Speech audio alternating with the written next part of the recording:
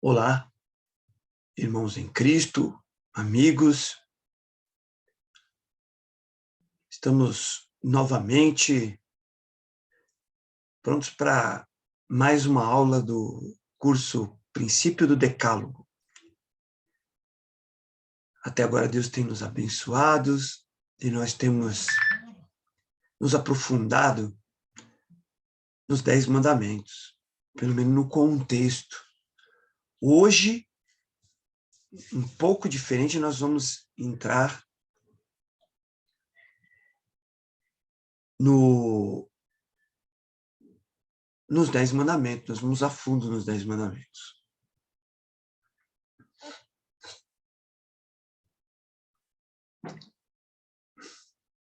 A ideia nossa desse curso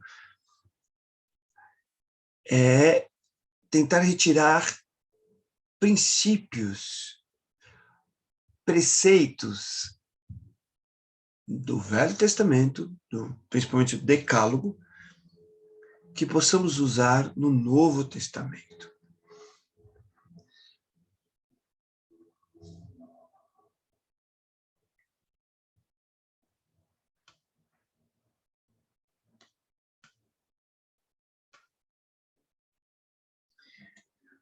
Então, vamos começar com o primeiro mandamento, princípio do Decálogo, o princípio da fé em Deus.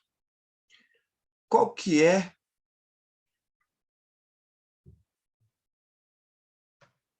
o primeiro mandamento? O primeiro mandamento está em Êxodo, capítulo 20, versículo 2 e 3. Eu sou o Senhor teu Deus, que tirei da terra do Egito, da servidão, da casa da servidão. Não terás outros deuses diante de mim. Vamos tentar entender esse mandamento. Eu sou o Senhor teu Deus, que te tirei da terra do Egito, da escravidão. Não terás outros deuses diante de mim. Parece que quando ele fez esse mandamento, ele saberia que o povo iria achar que outro Deus é que tirou eles do Egito, que eles iam inventar um Deus para isso. Na aula passada nós vimos o povo. Eles fizeram um bezerro de ouro. Então é como se Deus estivesse prevendo. Ele previu realmente que o povo iria fazer isso. Por quê? Porque o povo é assim mesmo. Eles rejeitam Deus todo momento. E isso não seria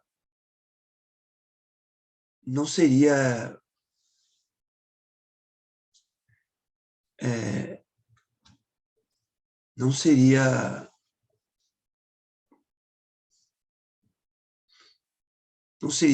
anormal que o povo fizesse isso. Então foi por isso que Deus, ele precisava fazer essa lei, né? Então, qual é a razão de se ter um mandamento como esse? Não terás outros deuses diante de mim, porque o povo é assim mesmo, né? Então vamos lá. Eu sou o Senhor, né? A palavra Senhor aqui, ó, no original, existe esse pentagrama, ó. Sempre faz a leitura de trás para frente no hebraico. A letra Yod, Re, Vav, Re.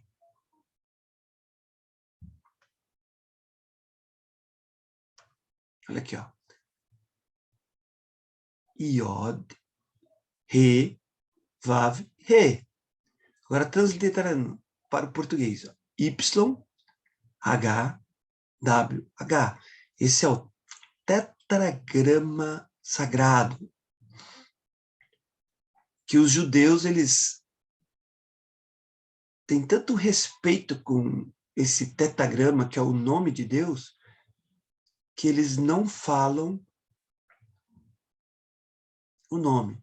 Na hora que eles vão fazer uma leitura, né, eu sou o Senhor, né? Eles usam a palavra Adonai. Uma tradução que foi feita na época de Alexandre o Grande, a Septuaginta, que foi escrita como encomenda para a Biblioteca de Alexandria, no Egito,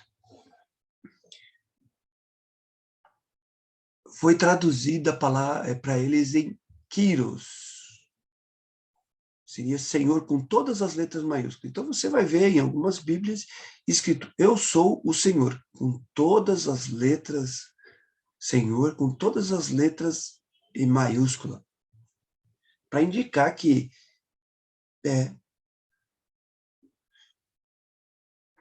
o tetagrama sagrado. Então, eu sou o Senhor, né? É o tetagrama. Tanto que hoje as pessoas nem sabem mais como pronuncia.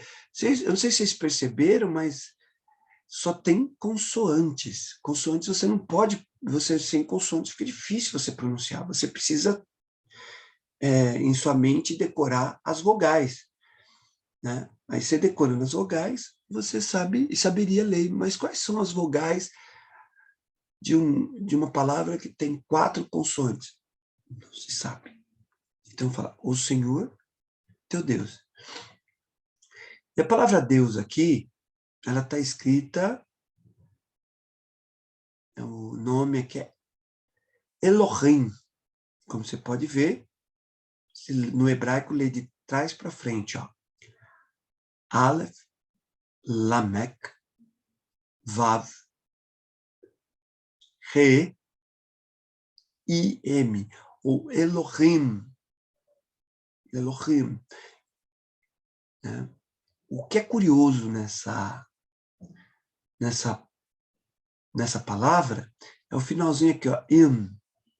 Todas as palavras em hebraico que terminam em im é no plural. O certo seria Elohá, não Elohim. Elohá, aí você tem Deus. Mas quando você fala Elohim, você está falando deuses. Observe, só para vocês terem uma ideia como é complicado. Como é complicada essa palavra. Se nós abrirmos em Gênesis capítulo 1, no princípio, Gênesis capítulo 1, versículo 1, está dizendo, no princípio criou Deus os céus e a terra. Ele coloca Deus com letra maiúscula. Só que no princípio criou deuses os céus e a terra. Então as pessoas queriam entender por que deuses. Se Deus só existe um Deus, e a religião judaica, ou a religião dos hebreus, só existe um Deus, então por que existe na Bíblia a palavra deuses, que te tirou da terra do Egito, da casa da servidão? Então, eu sou Yahvé, teu deuses, que tirei da terra do Egito, da casa da servidão. Não terás outros deuses diante de mim. Qual é a razão de ter um mandamento como este? Então, os judeus, para explicar esse plural, ele fala que é um plural majestoso. Um plural majestoso. Observe. El. Observe a expressão el. Olha aqui, ó. El é esse pedacinho aqui da palavra Elohim. E existe esse termo aqui, ó, a expressão el, que dá a ideia de direção. Sempre quando eles usam no hebraico, é dar a ideia de direção. Também quer dizer Deus, mas no sentido de Deus pagão. E no hebraico sempre se coloca-se o sufixo in, olha lá, in, Elohim, para denotar plural. E traduzimos como deuses. Mas Elohim é o plural de Deus no superlativo, Elohá. No Salmo 22:1, traduzimos como Deus meu, Deus meu. O salmista usa o termo Eli, né? A melhor tradução seria deusíssimos. Deusíssimo, deusíssimo, mas isso não existe no português, por isso que é traduzido Deus meu, porque é Elohá, né? Deus no Deus no superlativo. E Deus no superlativo e no plural. Seria deusíssimo. Não existe esse termo deusíssimo na língua portuguesa. Por quê? Porque Deus é um substantivo, não é um adjetivo. O superlativo no português nós usamos somente,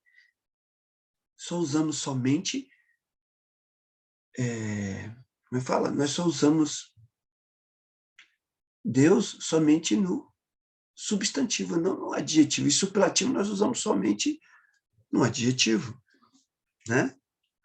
Quando você dá uma qualidade para as pessoas. Então, é difícil fazer uma tradução dessa para o português, né? No português, a palavra Deus seria bem acomodada se fosse um adjetivo, como gênio. Então, a palavra hebraica como Elohim seria bem traduzida como deuses, seres com qualidades e atributos especiais. Pensando dessa forma, deuses são muitos, mas para nós cristãos só há um ser na qualidade de Deus. Então, é interessante nós pegarmos essa palavra qualidade, pensarmos em Deus como um adjetivo, e não como substantivo, mas sim pensarmos como Deus. Aí sim, aí nós entendemos deuses. São seres com qualidades de deuses. Aí sim, fica com sentido a palavra Elohim, né? Mas para os judeus não é bem assim. Para os judeus, Elohim é um plural majestoso, é Deus no superlativo. É Deus no superlativo, mas um substantivo no superlativo, que não faz sentido nenhum. É por isso que é assim que eles explicam que nas escrituras sagradas, Deus está no plural. Para nós cristãos, a ideia de pluralidade de deuses não é cabível. Não é cabível. Apesar de algumas passagens bíblicas darem a ideia de alguns seres como divinos, no caso dos anjos, acreditamos ser um erro exegético. Não devemos atribuir qualidade divina a anjos ou homens. Vamos dar uma olhadinha nessa passagem, por exemplo. Quem são os filhos de Deus? Os anjos? Observe, vamos lá. Vamos abrir as nossas Bíblias em Jó, capítulo 1.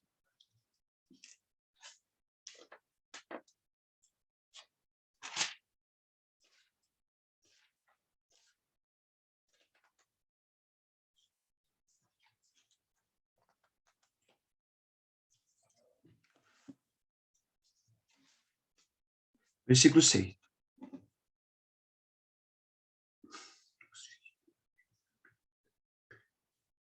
Então, certo dia, os filhos de Deus vieram apresentar-se perante o Senhor, e veio também Satanás entre eles. Observe, irmãos, eu estou combatendo aqui uma heresia. Você falar que os filhos de Deus são anjos é complicado. Ou que os filhos de Deus são anjos é complicado. Porque um filho de Deus, ele é um Deus também. E os anjos são seres espirituais, celestiais, mas não podem ser considerados filhos de Deus. Porque se eu considerar filhos de Deus, né, significa que existe um Deus a mais. É uma ideia também aqui, porque se eu usar a palavra Elohim, aí eu quero colocar que Deus criou o mundo através dos anjos, sendo que os anjos, na verdade, são apenas criaturas de Deus. Então, é essa que é a ideia que eu estou combatendo, é você atribuir a qualidade de Deus a anjos. provavelmente, aqui na passagem de Jó, capítulo 1, versículo 6, os filhos de Deus aqui são homens. Então, esses homens, eles chegaram até Deus. Esses homens, eles chegaram até Deus, ele está falando aqui, ó. Certo dia, os filhos de Deus vieram apresentar-se perante o Senhor. E veio também Satanás entre eles. Então, eles veio perante o Senhor. Sabe quando nós estamos orando? Nós estamos perante o Senhor. E esses filhos de Deus aqui somos nós. É tipo nós cristãos, que o Espírito de Deus habita dentro de nós e nós clamamos, Abba, Pai. Abba, Pai. Porque quando o Espírito está dentro de nós, nós somos adotados como filhos de Deus. Só que esses filhos de Deus, eles não são filhos de Deus gerados de Deus, são adotivos. Nós, filhos de Deus, somos filhos de Deus, mas adotivos, nós somos adotados como filhos de Deus. Eu vou explicar isso melhor. Ah, mas e por que Satanás aqui? Satanás está entre os filhos de Deus. Observe, irmãos. Se eu tiver vários adultos aqui, uma criança entra no meio desses adultos, isso não quer dizer que essa criança seja um adulto. Então eu falo assim, seguindo a linha de raciocínio. Certo dia, os adultos estavam diante de Deus. Vieram apresentar-se perante Deus. E veio também uma criança entre eles. Veio a criança entre eles. Observe, quando ele fala veio a criança entre eles, não quer dizer que a criança seja um adulto. Essa é a sentença que eu quero dizer. Então, não quer dizer que Satanás seja filho de Deus. Não é porque o Satanás está entre os filhos de Deus que Satanás seja um filho de Deus. É o termo. Então, o que acontece? Quando eles vieram perante Deus, veio também Satanás. Certo? É isso que quer dizer. Outra passagem é Gênesis, eu coloquei aqui capítulo 1, tá? Mas foi um erro, eu precisaria ter consertado, isso aqui eu não consertei. É capítulo 6, tá, irmãos? Vamos ver, capítulo 6. Gênesis, capítulo 6.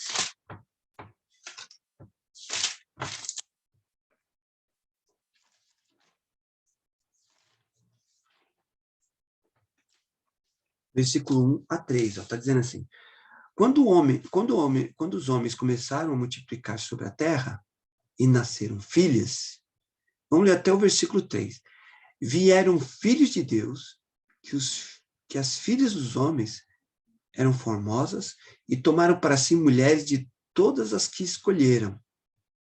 Então disse o Senhor, não permanecerá meu espírito para sempre com o homem, pois este é mortal. Os seus dias serão como 120 anos. Então, o que aconteceu aqui? Falando que vieram os filhos de Deus, viram os filhos de Deus que as filhas dos homens eram formosas e tomaram para si mulheres, e todas as que escolheram. Então disse o Senhor, não permanecerá meu espírito para sempre com o homem, pois este é mortal, e seus dias serão 120 anos. Então, o que aconteceu? O que faz essas pessoas, esses serem filhos de Deus? É o Espírito de Deus habitando neles. Só que a partir dela, o que Deus fez? Deus retirou os filhos, o Espírito Santo deles, e eles deixaram de ser filhos de Deus. Então, esses filhos de Deus, porque o Espírito Santo habita neles, eles viram as mulheres dos homens, os filhos dos homens, que eram formosas, e tomaram para si mulheres, e de todas que escolheram. Então, eles tomaram os filhos dos homens. O que nós entendemos? Que existem duas linhagens, né? Os filhos de Sete e os filhos de Caim. Caim matou Abel. E depois de um tempo, a Eva teve também um filho, que era Sete. Então, todos os filhos de Sete, eles tinham o Espírito de Deus como nós, cristãos, habitando nele. Então, eles eram os filhos de Deus. E nós tínhamos os filhos de Caim, que eram considerados os filhos dos homens. E eles viviam distintos, separados.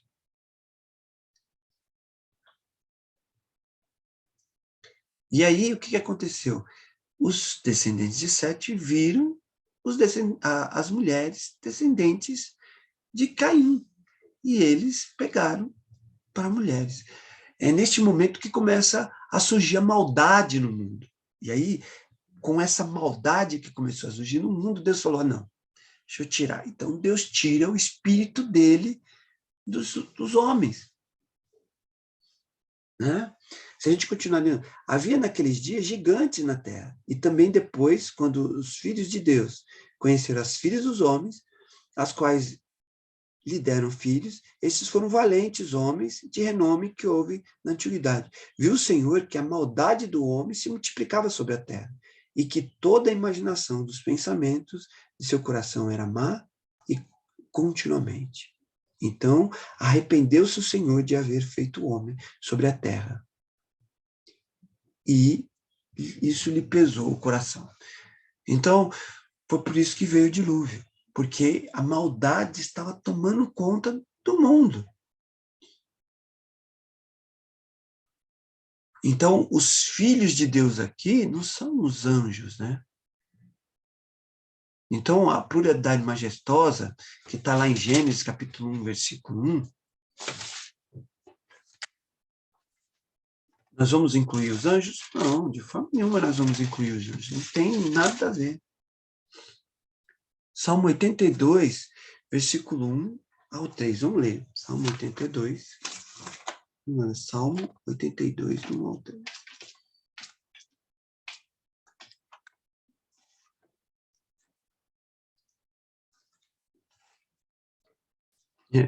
Eu falei que era Gênesis 6:1, estava certo, tá? Gênesis 1:6 a gente fez a leitura, né? Criou Deus os céus e a terra, pluralidade majestosa, né? Que Deus está escrito Elohim, né? Então, a Elohim, que esse termo Elohim, você não pode atribuir os anjos no meio do Elohim. Elohim. Não, de forma nenhuma. Porque os anjos, eles são criaturas de Deus, e não filhos de Deus. Agora aqui no Salmo 82, o Salmo é um salmo polêmico, né? Ele está dizendo assim, Deus preside a grande congregação, julga no meio dos deuses, olha aqui, ó, entra os deuses aqui. Até quando defendereis os injustos e tomarei partido ao lado dos ímpios? Defendei a causa do fraco e do órfão, protegei os direitos dos pobres e oprimidos. Livrai os fracos, o necessitado, tirai-o das mãos dos ímpios. Isso aqui é uma passagem da Bíblia muito complicada, porque ele está falando dos deuses. Existem outros deuses? Na verdade, naquela época, irmãos, os reis da terra eram considerados deuses. Né? Nós temos, por exemplo, o faraó. Então, ou eles eram os reis ou eram considerados deuses, ou eram considerados descendentes dos deuses. Então, quando ele fala aqui que Deus preside na grande congregação, julgai no meio dos deuses, na verdade, onde que está todos os deuses reunidos, na verdade, está reunido as nações. Os reis das nações estão reunidos para ir contra o ímpio, para ir contra. Então, por isso que ele fala de potestade. Então, por isso que a gente fala das potestades. Né? Julgai no meio das... Aqui, na verdade, ele queria dizer das potestades, né? Até quando defenderei os injustos e tomareis partidos ao lado dos ímpios? Defendei as causas dos fracos e dos órfãos, protegei os direitos dos pobres e oprimidos. Livrai os fracos e os necessitados, tirai das mãos dos ímpios. Eles nada sabem, nada entendem, andam em trevas, todos os fundamentos da terra vacilam. eu disse: vós sois deuses, vós sois todos filhos do Altíssimo. Todavia, morrereis como homens, caireis como qualquer governante. Levanta-te, ó Deus, julgai a terra, pois todas as nações são a tua herança. Então, o segredo para vocês entenderem é aqui, ó. Vós sois deuses, vós sois filhos do Altíssimo. Todavia, morrereis como homens, caireis como qualquer governante. Levanta-te, ó Deus. Julga a terra, pois todas as nações são tua herança. Então, quando ele fala todas as nações, seriam reis esses deuses que estão nas nações. Então, ó, vocês são filhos de Deus. Foi Deus que colocou vocês aí para governar as nações do mundo. Mas vocês não fazem a vontade de Deus. Então, vocês vão morrer como homens, porque são homens. São homens esses deuses aqui. Mas as pessoas querem colocar esses homens, né, essas potestades, como se fossem anjos, os filhos de Deus, mas não são filhos de Deus. Eles são apenas homens mortais, que têm o Espírito de Deus habitando e governam o mundo, né? Mas eles não são filhos de Deus, gerados de Deus, eles são filhos adotivos de Deus, que Deus coloca o Espírito de Deus para eles governarem o mundo, as coisas do mundo de todas as nações. Esse é o entendimento mais clássico, mais amplo. Estamos combatendo livros apócrifos. A gente, quando fazemos isso, nós falamos dessa forma para combater livros apócrifos, como os próprios livros, isso é uma crítica textual que nós estamos fazendo, para a gente combater livros apócrifos, como o livro dos Jubileus, o livro de Enoque, alguns que são livros hebraicos apócrifos, não aceitos pelos judeus. Eles não estão dentro do cânon judaico. Livros gnósticos, que eles usam livros gnósticos para provar que os livros gnósticos, né, que são livros que surgiram no século II, né, são livros de uma turminha aí que saiu da igreja, né, formou uma igreja diferente, que eram os gnósticos. Nós estamos combatendo essa linha de raciocínio gnóstico, dizendo que existem outros seres na qualidade de Deus. Não existe. Aqui, se a gente for ver, olha o que está escrito lá em Deuteronômio. Vamos abrir a nossa Bíblia em Deuteronômio.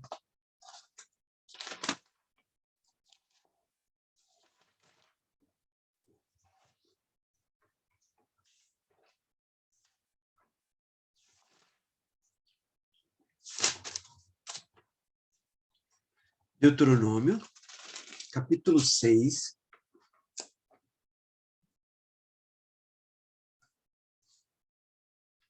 No versículo, vamos ler, versículo 3 e 4, assim, ó. Ouve, ó Israel, e cuida de pô-los em prática. Ouve, ó Israel. Bom, vamos ler do 1 em diante, a gente vai. Esses são os mandamentos, os estatutos e os juízos. Eu estou lendo do versículo 1 em diante. Que o Senhor teu Deus mandou ensinar-te, para que os cumprais na terra a que passais para possuir, para que temais ao Senhor, o teu Deus, e guardes todos os teus estatutos e mandamentos que ordeno a ti, a teus filhos e aos teus netos, todos os dias da tua vida, a fim de que os teus dias sejam prolongados. Ouve, ó Israel, e cuida de pô-los em prática, para que te vá bem e muito te multipliques na terra, em que mana leite e mel, como te disse o Senhor, o Deus de teus pais. Aí ele fala: ouve, ó Israel, o Senhor teu Deus é o único Senhor. Amarás o Senhor de teu Deus de todo o teu coração, de toda a tua alma e toda a tua força. Atenta-te para o versículo 4. Ouve, ó Israel, o Senhor nosso Deus é o único Senhor. Então só existe um Deus. Um Deus. Não existe dois deuses, três deuses. Essa é a ideia que nós combatemos. A ideia essa ideia gnóstica que existe mais deuses do que o Deus de Israel. Né? No Evangelho de João tem uma solução simples e clara. Vamos lá no Evangelho de João? Está escrito lá, versículo 14. O Verbo se fez carne, habitou entre nós, cheio de graça e verdade, e vimos a sua glória, glória como o unigênito do Pai. O que é unigênito? Único filho gerado do Pai. Quem é o único filho de Deus? O único que é gerado é Jesus Cristo. Jesus Cristo é o único filho de Deus. Porque Deus amou o mundo de tal maneira que deu o seu filho unigênito para que todo que nele crê não pereça, mas tenha a vida eterna. João 3:16. E aqui ele está dizendo lá em Hebreus 1:5-6. Pois qual dos anjos disse jamais, tu és meu filho, eu hoje te gerei. E outra vez, eu lhe serei pai, e ele me será filho. E novamente, ao introduzir o primogênito no mundo, diz, e todos os anjos de Deus o adorem. Hebreus 1:5-6. Então, Jesus, ele é Deus, porque ele é o único filho de Deus. Pois eu vou explicar isso com calma. Observem aqui, irmãos. Observem aqui, Romanos,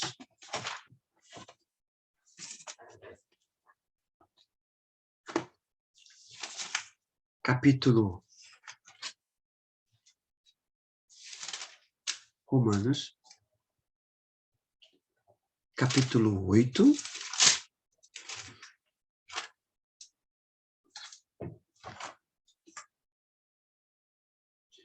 versículo 16 e 17. Não, 15, 16 e 17, assim, não. Pois não recebeste espírito de escravidão para outra vez estardes em temor, mas recebeste espírito de adoção, pelo qual clamamos Abba, Pai. Então ele está dizendo aqui, o mesmo Espírito testifica com o nosso Espírito que somos filhos de Deus. Se nós somos filhos, logo somos também herdeiros e herdeiros de Deus, e co-herdeiro de Cristo. Se é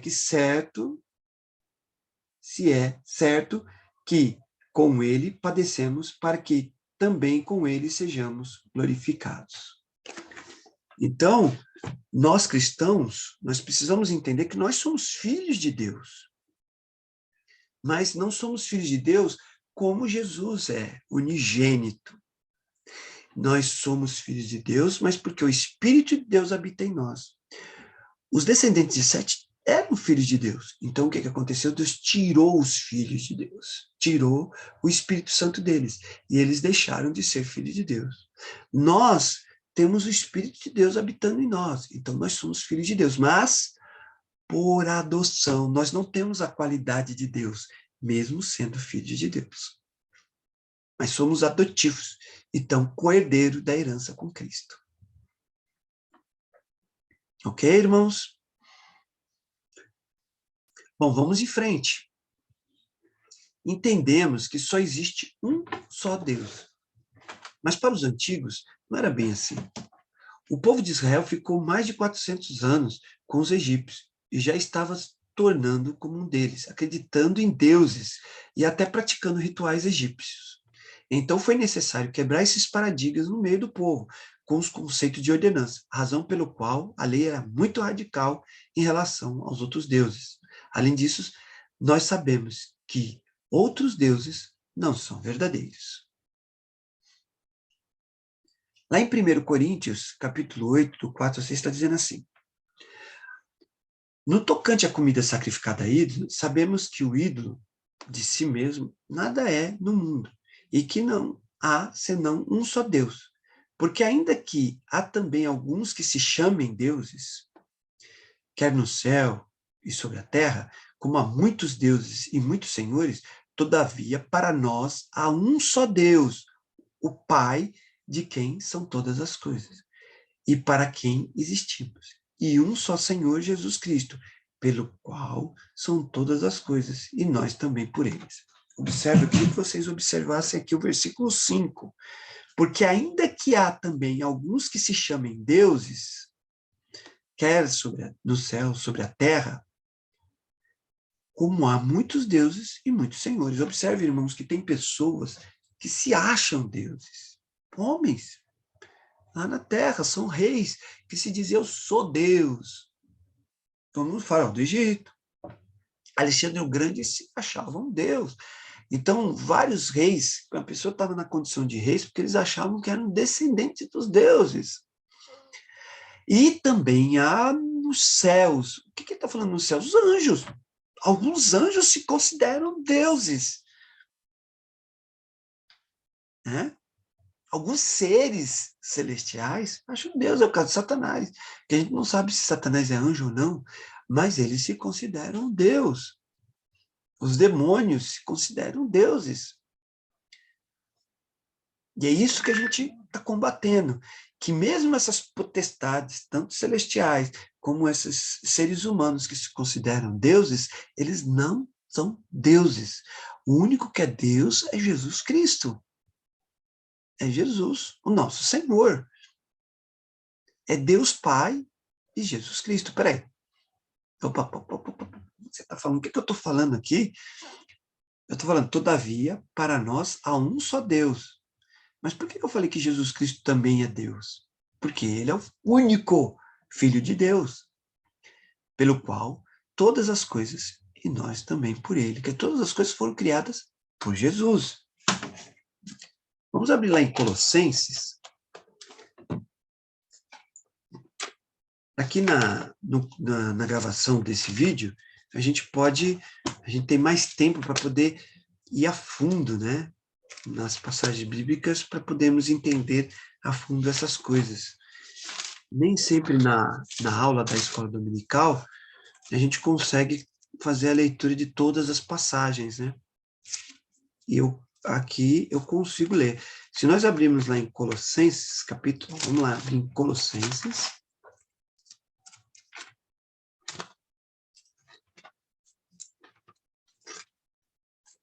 no capítulo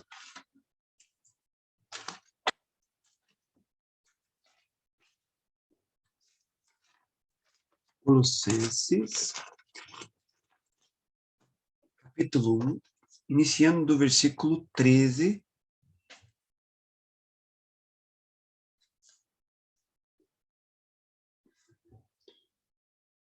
Está dizendo assim, ó. Ele nos tirou do poder, ó, versículo 13, capítulo 1, versículo 13, está dizendo assim. Ele nos tirou do poder das trevas e nos transportou para o reino do Filho do seu amor, a quem temos a redenção pelo seu sangue, a saber, a remissão dos pecados. Quem é esse aqui, filho do reino do seu amor? É Jesus Cristo. Ele é a imagem do Deus invisível, o primogênito de toda a criação. Quem que é a imagem do Deus invisível e o primogênito de toda a criação? Jesus Cristo. Pois nele foram criadas todas as coisas.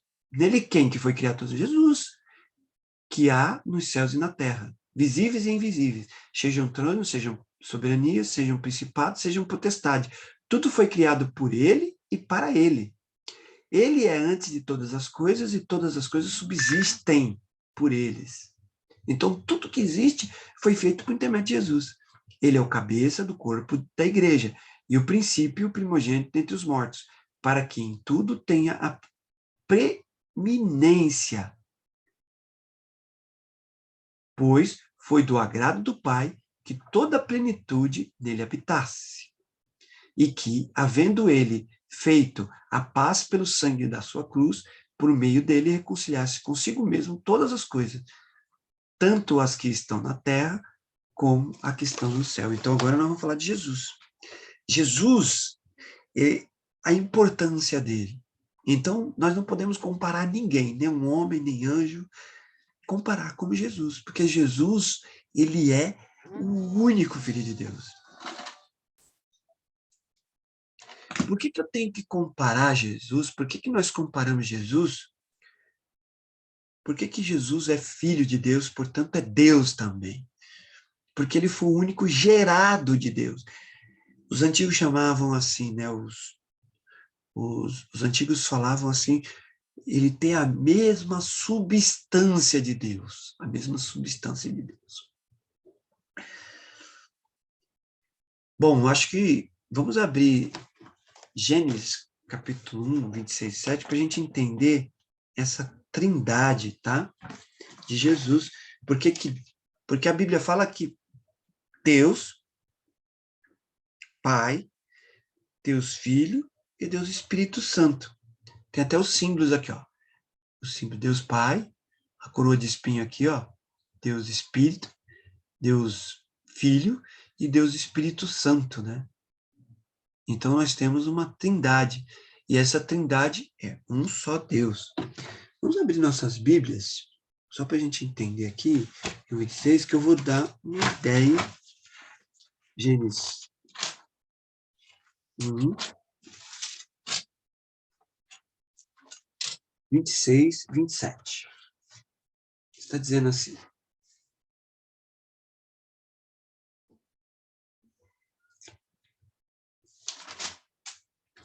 Gênesis 1, 26, 27. Está dizendo assim. Eu vou ler do 26. Tá dizendo. Então disse Deus, façamos o homem à nossa imagem, conforme a nossa semelhança.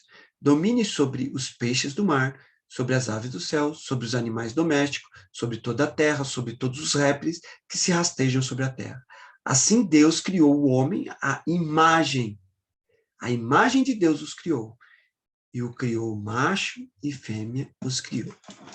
Então, o que nós entendemos aqui? Nós entendemos que existe um só Deus.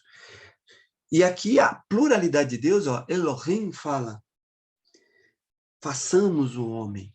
Então, aqui quando ele fala façamos o homem, ele está falando dos anjos com Deus, que está lá nos céus, os anjos, e façamos o homem à nossa imagem. Aqui não está falando isso. Ele está falando que o Espírito Santo de Deus, que está na criação, aqui, ó, em Gênesis capítulo 1, versículo 2, está dizendo, a terra era sem forma e vazia, e havia trevas na face do abismo, e o Espírito de Deus pairava sobre as águas. Então, na criação está o Espírito de Deus, Jesus, a palavra de Deus, e Deus, os três. E os três é um só, e eles criaram todas as coisas. Então, nós fazemos, então Deus criou o homem, a imagem de Deus. Deixa eu ver se. Vamos tentar entender isso agora. Lá em 2, versículo 7. Gênesis 2, versículo 7. Está dizendo assim: formou o Senhor Deus o homem do pó da terra e soprou nas narinas o fôlego de vida, e o homem tornou-se alma vivente. Ok? Só um Deus em três pessoas. Jesus é Deus, o Espírito Santo é Deus, o Pai é Deus, e os três formam um só Deus. Isso é a Trindade, tá, irmãos? Jesus, o Espírito e o Pai. E os três formam um só Deus. Aqui demonstra uma união forte, tão forte que se torna um só ser. Como entender essa lógica divina? É o que os teólogos dizem, um mistério inexplicável na lógica humana. Por isso que eu leio sempre esse versículo, quando a gente estamos com uma coisa que é muito difícil de entender, eu gosto de ler 1 Coríntios 1, 25. Eu sempre gosto de ler essa passagem. 1 Coríntios 1, 25. São coisas que nós temos muita dificuldade de entendermos.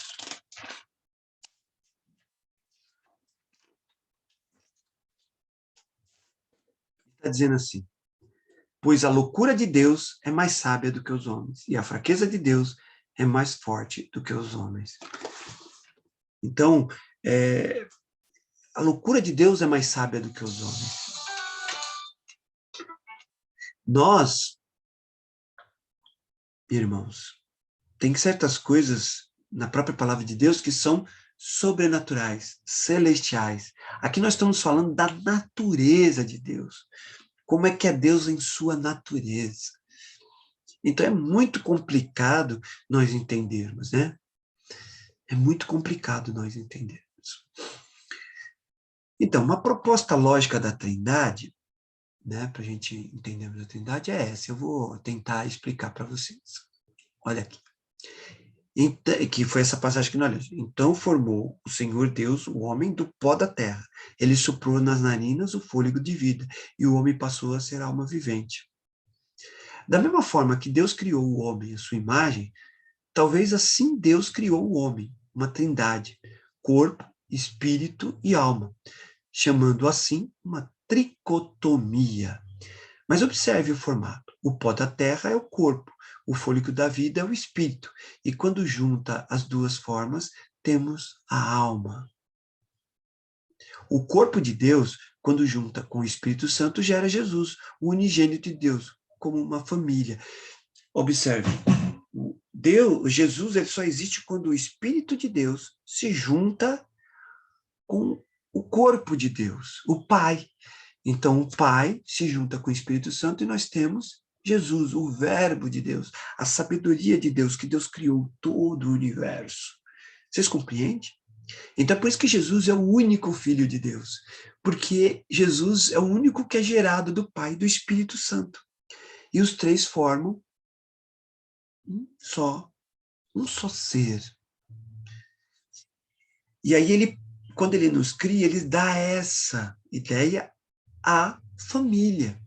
Então, quando ele cria o homem, ele podia criar o homem, né, com um sexo só. Não, ele criou o homem separado, com os dois sexos separados, porque ele quer uma união perfeita entre o casal para a gente entender Deus. Então ele faz homem e mulher, e os dois se unem e se tornam uma só carne, porque para que sejam semelhantes a Deus. Os dois se unem e se tornam uma só carne. Interessante isso.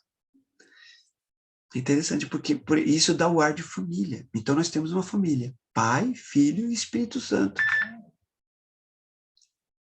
Então, o Pai e o Filho se unem e os dois se tornam uma só carne. É por isso que Jesus Cristo é tão submisso ao Pai. Ele é submisso ao Pai por causa disso, porque ele é um com o Pai. O Espírito Santo é submisso ao Pai, porque eles são um ao Pai. O Pai, ele engloba o Deus Todo-Poderoso. E através de Jesus, ele cria todas as coisas. É a palavra de Deus que encarna e habita no meio de nós. Só a Trindade deve ser adorada, tá, irmãos? Só a Trindade deve ser adorada. Mais ninguém. O Pai, o Filho e o Espírito Santo. Só eles podem ser adorados. E os três é um só Deus. É Elohim. Fé em Deus. De fato, sem fé é impossível agradar a Deus. É difícil agradar a Elohim sem fé. Porque é necessário que aquele que se aproxima de Deus creia que ele existe e que se tornou galardoador dos que o buscam. Mas o que é fé? No grego, pistes, significa fidelidade, confiança, crença. Não há poder na fé. Gostaria que vocês atentassem para isso. Não há poder na fé. É por isso, e por isso, a importância do paradigma de um só Deus. A fé em qualquer outra coisa não há sentido. É uma fé falsa. Mas era importante a ordem: não terás outros deuses diante de mim. Pois era importante entender que o Criador é o único Deus que merece a minha confiança, na verdade, merece a nossa confiança, a nossa fé. É o único Deus que merece a nossa fé.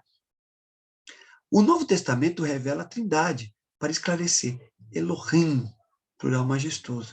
E é esse Deus que devemos ter fé, confiança, e que ele cumpre suas promessas. Então, mesmo que venha um anjo do céu e fale, eu sou Deus, não, o único Deus, porque é Elohim.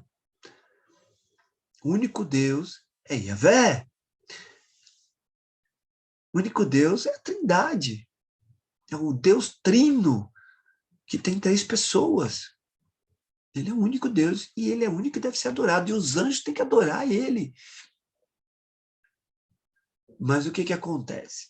Alguns anjos, alguns homens, eles estão querendo tomar lugar na adoração. Eles querem ser adorados como deuses, eles querem ser como deuses. Um deles é Satanás. Eles querem serem adorados como deuses, esses seres celestiais. Mas é só Deus que deve ser adorado. É só ele que merece ser adorado. É só ele que tem a qualidade de Deus. E através de Deus, através de Jesus, Deus criou todas as coisas, os céus e a terra. União divina. Replicou-lhe Filipe: Senhor, mostra-nos o Pai, e isso nos basta. Disse-lhe Jesus, isso está escrito em João 14, 8, 11. Quem me vê a mim, vê o Pai. Como diz tu, mostra-nos o Pai? Não crês que eu estou no Pai e que o Pai está em mim? As palavras que eu vos digo, não as digo por mim mesmo, mas o Pai que permanece em mim faz as suas obras. Credes em mim. Crede em mim, que eu estou no Pai e o Pai em mim. Credes ao menos por causa das obras que eu faço. Interessante, né? Aqui está dizendo que Jesus é Deus. E o Pai está nele. Quem me vê a mim, vê o Pai. Interessante, né? Podemos fazer parte do Elohim. Nós podemos fazer parte do Elohim. No batismo, recebemos o Espírito da vida e temos poder de ser filhos de Deus. Não como Jesus, unigênito, mas nós temos poder de ser filhos de Deus por adoção. Deus nos adota como filhos de Deus. A Bíblia diz, porque não recebeste espírito de escravidão, para viveres outra vez atemorizados, mas recebeste espírito de adoção, baseado no qual chamamos Abba Pai. O próprio Espírito testifica com o nosso espírito que somos filhos de Deus. Ora, se somos filhos de Deus, somos também herdeiros, herdeiros de Deus e co-herdeiros em Cristo, com Cristo. Se com ele sofremos, também com ele seremos glorificados. Romanos 8, 15, 17. Conclusão. Elohim aponta para a Trindade e não para um conselho de anjos, conselho divino de anjos.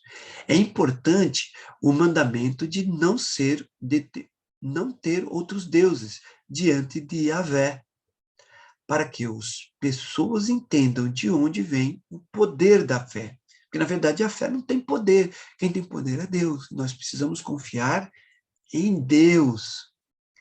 Não é a fé que tem poder, em si o objeto da fé, a Trindade.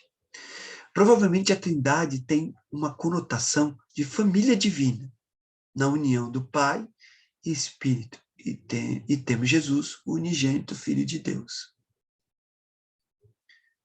Bom, que Deus abençoe a todos. A verdadeira adoração consiste em adorar o único Deus que existe. O Deus substantivo, não adjetivo. O Deus substantivo é o único que tem a qualidade de Deus. Yahvé. Podemos fazer parte de Elohim se nos convertermos ao Senhor. E temos, como isso, a certeza que a Trindade habita em nós. Amém, irmãos? Que Deus abençoe a todos. Na próxima aula, nós vamos continuar os 10 mandamentos. Nós tivemos aqui o não terás outros deuses diante de nós. Então, nós temos aqui o objeto da adoração, que é o Deus, a Trindade. Na próxima aula, nós vamos ir a fundo agora em como adorar a Deus. Nós vamos continuar o decálogo. Uma coisa que tem que ficar bem clara em nós é isso. Olha, irmãos, eles ouviram essas palavras do próprio Criador, do próprio Deus. Deus falou com ele, em voz de trovão, lá em Horebe. Deus está pronunciando essas palavras para eles. Isso é muito interessante. Bom, que Deus abençoe a todos. Obrigado aí pela atenção. Um abraço. Até mais. Até a próxima aula.